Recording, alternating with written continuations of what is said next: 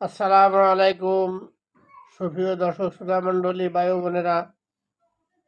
মহান রব্বুল আলামিন সূরা রাদের 16 নম্বর আয়াতে ঘোষণা করেন, আউযু বিল্লাহি মিনাশ শাইতানির রাজীম, বিসমিল্লাহির রহমানির রহিম। কুল হাল ইয়াস্তাবিল আ'মা ওয়াল বাসীর আম হাল তাস্তাবিজ যুলুমাত ওয়াল নূর। বলো, অন্ধ ও চক্ষুষ্মান কি সমান হতে পারে? আলো অন্ধকার কি কখনো এক হয়? অভিন্ন হতে পারে? মহান রব্বুল আলামিন এই সূরা রাদের 16 নম্বর আয়াতে বলছেন যে যার চোখ আছে আর যার চোখ নাই, এই দোনো ব্যক্তি কখনো এক হতে পারে না। আলো আর অন্ধকার কখনো এক হতে পারে না। যেখানে আলো আছে সেখানে অন্ধকার থাকে না, যেখানে অন্ধকার নেমে আসে সেখানে আলো থাকে না। যেখানে চোখ আছে অন্ধের কোনো মূল্য নাই, যেখানে অন্ধ আছে সেখানে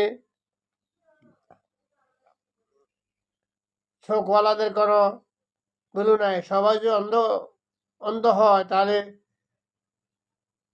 যাদের চোখে তাদের কোনো দাম থাকতে পারে। অর্থাৎ আল্লাহ রব্বুল আলামিন মহান রব্বুল আলামিন বুঝাতে চেয়েছেন যে যারা জ্ঞানী আর যারা নির্বোধ অজ্ঞ তারা কখনো এক হতে পারে না।